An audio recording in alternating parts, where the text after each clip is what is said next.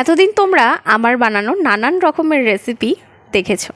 আজকে তোমাদেরকে দেখাবো আমার বরের বানানো একটা স্পেশাল রেসিপি। তো চলো, কালকে রাত্রিবেলায় আমাদের জন্য ও বানাচ্ছিল chicken stew with cherry tomato. তো সেই রেসিপিটাই ভাবলাম তোমাদের সাথে আজকে শেয়ার করি। বাড়িতে চিকেন স্টু কিন্তু আমি খুব কমই বানাই।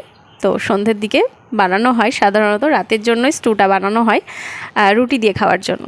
তো ওই স্টুটা কিন্তু সবসময় আমার বরই বানায়। তো আজকে ভাবলাম তোমাদের সাথে সেই রেসিপিটা শেয়ার করব।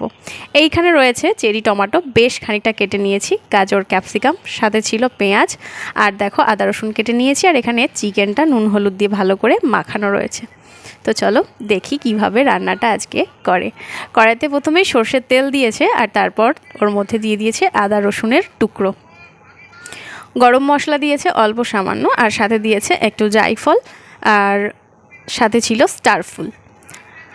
তো সবগুলোকে ভালো করে দিয়ে তেলের মধ্যে হালকা একটু ভেজে নিতে হবে। তেল কম হয়ে গেছিলো, তাই মাঝখানে আবারও কিছুটা তেল দিয়ে নিল। যেহেতু চিকেন, তো চিকেনটাকে হালকা একটু ভেজে না নিলে কিন্তু টেস্টটা খুব একটা ভালো আসে না, সেই কারণে অল্প একটু তেল আবার দিয়ে মাংসটাকে ভালো করে ভেজে নিয়েছে। খুব ভালো করে ভাজার দরকার হয় না চিকেন স্টুর ক্ষেত্রে, তবুও একটু রনেসটা কাটিয়ে নিলেই বেশি ভালো হয়। এবার ওপর থেকে দিয়ে দিয়েছে টমেটো। আর যেহেতু আজকে খুব সুন্দর চাঁদ উঠেছিল, আমি সেই ফাঁকে গেছিলাম একটু চাঁদের ভিডিও করতে। ততক্ষণে তার কাঁচা লঙ্কা দেওয়া কমপ্লিট। তো তোমরা কিন্তু কাঁচা লঙ্কাটা স্কিপ করো না, পুরো রান্নাটাই হবে কাঁচা লঙ্কা দিয়ে। তো টমেটোটা দেওয়ার পর এরকম অনেকটা জল বেরিয়ে যাবে, কিছুক্ষণ একটু নাড়াচাড়া করে নিয়ে ওর মধ্যে দিয়ে দিতে হবে হচ্ছে কেটে রাখা আলু আর গাজর, সাথে দিয়ে দিয়েছি বিটরুট। আর একদম শেষের দিকে দিয়ে দেব বেশ খানিকটা পরিমাণ গোলমরিচ, আর সাথে দিয়ে দিয়েছে বেশ খানিকটা পরিমাণ বাটার। আমি এই ধরনের কিউব বাটারগুলো কিনি, যেগুলো আমার ব্যবহার করতে খুবই সুবিধা হয়, নষ্ট হয় না, একটা বের করে একবারে ইউজ করা যায়।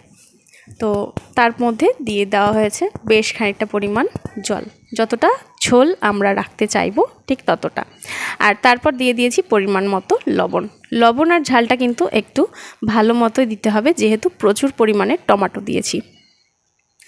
তো টমেটো স্যুপ তো খুবই টেস্টি লাগে খেতে, তবে যেহেতু চিকেন স্টু বানানো হচ্ছে, তো এর মধ্যেও কিন্তু টমেটো স্যুপটা খুব ভালো লাগে। আর এদিকে দেখো, দুটো সিটি দেওয়ার পর গ্যাসটা অফ করে দিয়েছিলাম, আর তারপর প্রেশারের হাওয়াটা বের করে দিয়ে একদম রেডি হয়ে গেছে আমাদের এই chicken stew with cherry tomato.